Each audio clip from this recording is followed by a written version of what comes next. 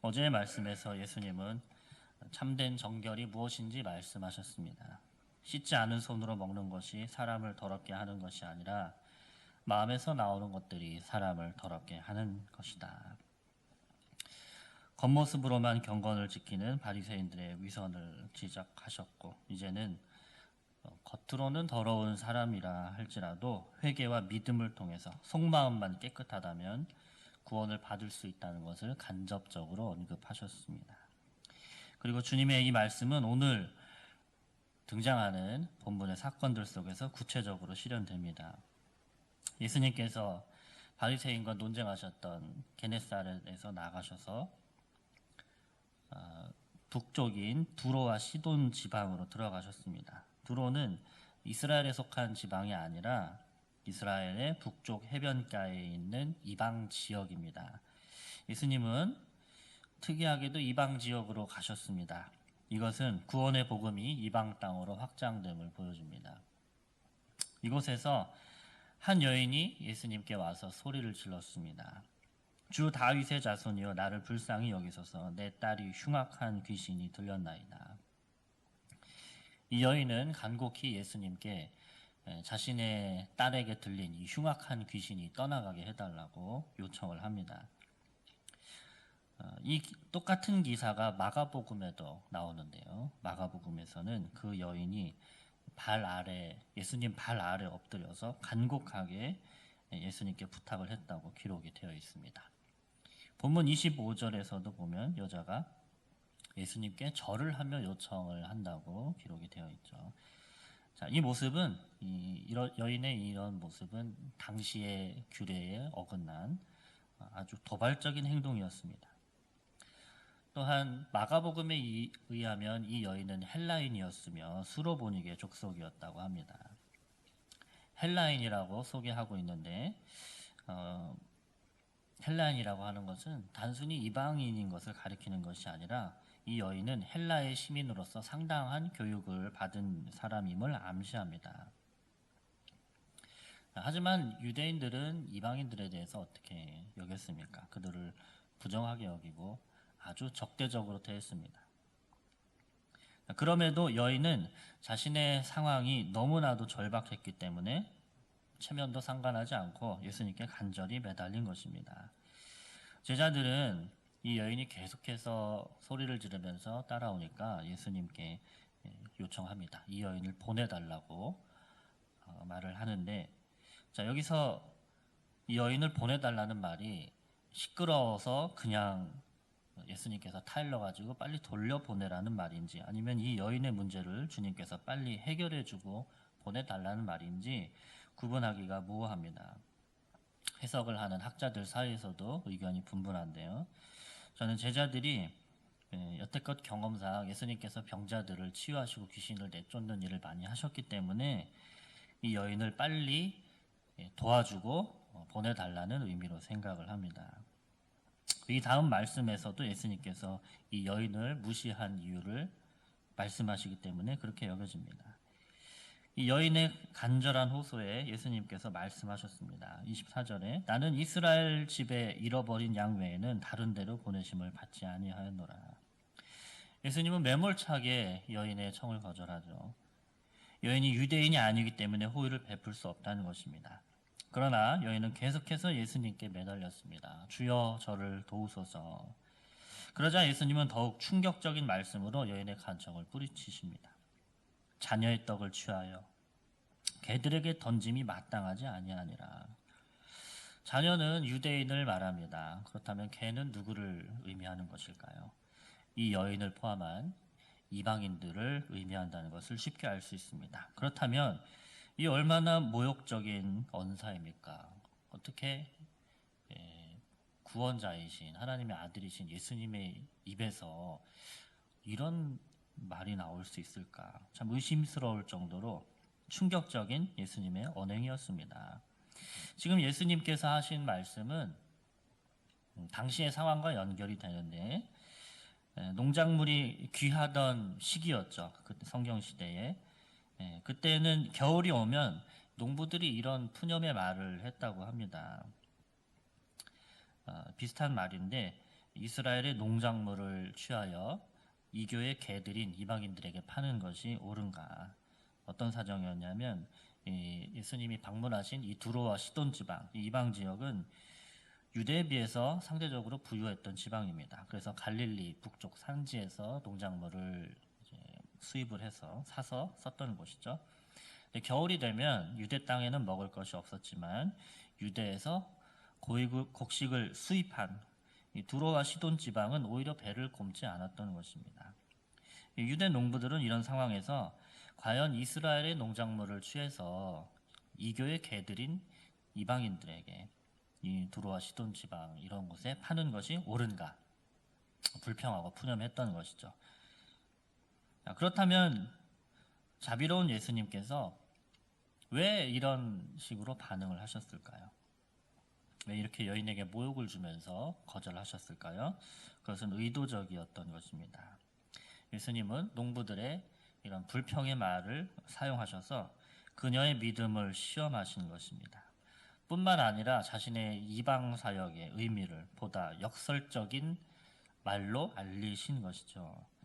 여자가 예수님의 말씀에 개의치 않고 대답합니다.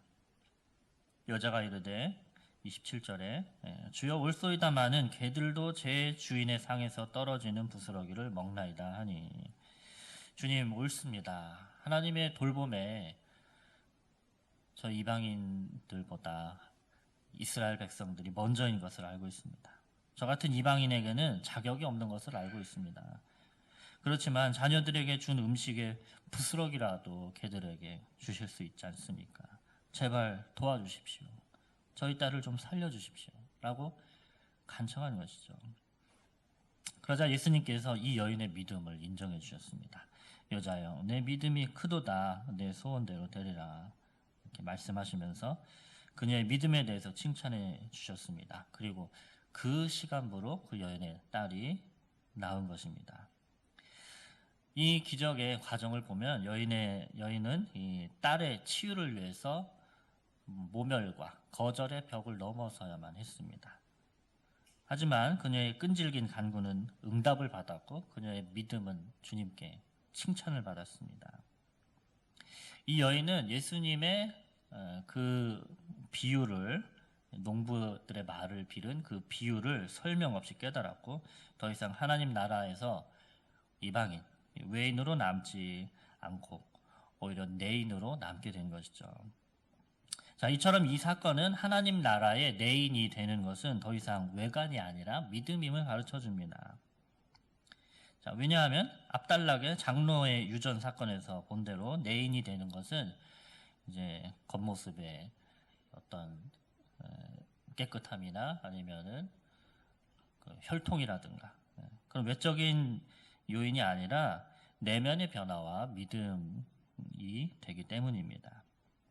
또한 우리에게 이 사건은 겸손히 예수 그리스도를 붙들 것을 촉구합니다. 우리는 주님 앞에서 이 여인과 같이 나는 아무것도 아니다 라는 것을 인정하고 있습니까? 만약에 주님께서 오늘 저와 여러분을 대하시기를 이 가나안 여인처럼 취급하신다면 여러분 어떻게 반응하시겠습니까? 주님이 우리에게 네가 뭐가 된 줄 아느냐? 너에게 나눠줄 떡은 없다. 귀찮으니까 내 눈앞에서 사라져라. 이렇게 말씀하신다면 네, 주님 저는 아무것도 아닙니다. 저는 당신이 주시는 떡을 받을 자격이 없습니다. 그래도 저에게 제발 자비를 베풀어 주십시오. 저는 주님이 살려주시지 않으면 살 수 없습니다. 저는 주님이 필요합니다. 제발 저를 불쌍히 여겨주십시오. 저를 도와주십시오. 이렇게 겸손하게 땅바닥까지 내 고개를 쳐박고 주님께 매달릴 수 있습니까? 가나안 여인에게는 주님을 찾을 수밖에 없는 이유가 있었습니다. 그 여인의 생명과 같은 딸이 죽게 생겼기 때문입니다. 여러분은 자신의 생명을 위해서 주님께 납작 엎드릴 자세가 되어 있습니까? 아니면 주님의 그 모욕의 말씀 앞에서 내가 누군데 이렇게까지 해야 돼? 내가 이런 소리까지 들어야 돼? 라고 생각하십니까? 만약 그렇다면 그는 주님이 그렇게 필요한 사람이 아닌 것입니다. 그리고 29절에서 31절까지 말씀을 보면 예수님의 치유 사역의 요약의 내용이 나옵니다. 자, 이 내용을 보면 앞에 마태복음의 내용에서 여러 번 등장한 내용인데 또 반복되고 있습니다. 자, 그 이유는 이제 이방인 지역에서 메시아의 사역이 일어났음을 알리고 있는 것이죠. 그 예수님께서 갈릴리 호숫가에 이르게 됩니다.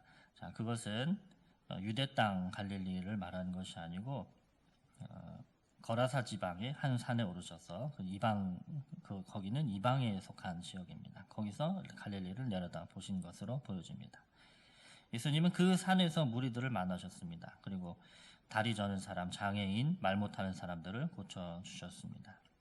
그리고 그곳에 모인 무리가 4,000명이나 되었는데 그 큰 무리가 사흘 동안 광야에서 예수님의 말씀을 듣다가 먹을 것이 없어서 굶주리게 되었습니다. 예수님께서는 그들이 굶주리는 것을 보고 불쌍히 여기셨습니다.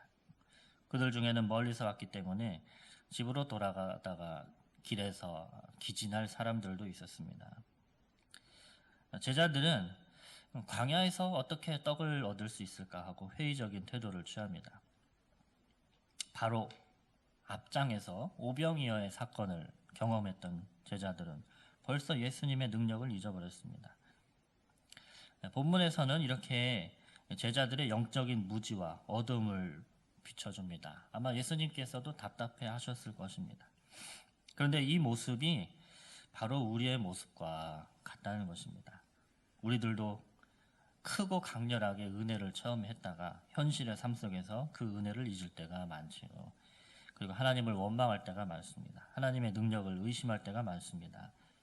그래서 우리는 늘 과거를 돌아보고 하나님께 받았던 사랑과 은혜를 다시 기억할 필요가 있습니다.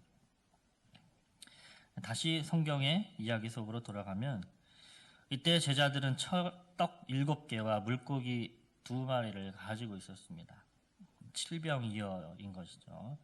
예수님께서 축사하시고 4,000명에게 나눠줬습니다. 그리고 그들이 배불리 먹은 것입니다.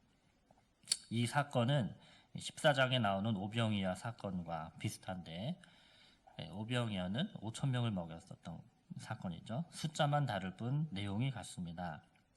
자, 다른 점이 있다면 오병이어는 유대인을 향해서 베푼 기적이었고 이 7병이어 사건은 이방인들을 향해 베푼 기적이었던 것입니다. 자, 이것은 곧 이방인들에게도 구원의 길이 열렸다는 것을 상징합니다. 예수님께서는 유대인들뿐만 아니라 이방인들도 불쌍히 여기셔서 그들에게 자비를 베풀어 주셨고 이제 구원의 길이 모든 인류에게 열렸다는 것을 상징하는 것입니다. 그리고 선한 목자이신 예수님께서는 사람들의 모든 육적이고 영적인 필요를 아시고 채워주시는 것을 이 사건을 통해서 보여주시는 것입니다.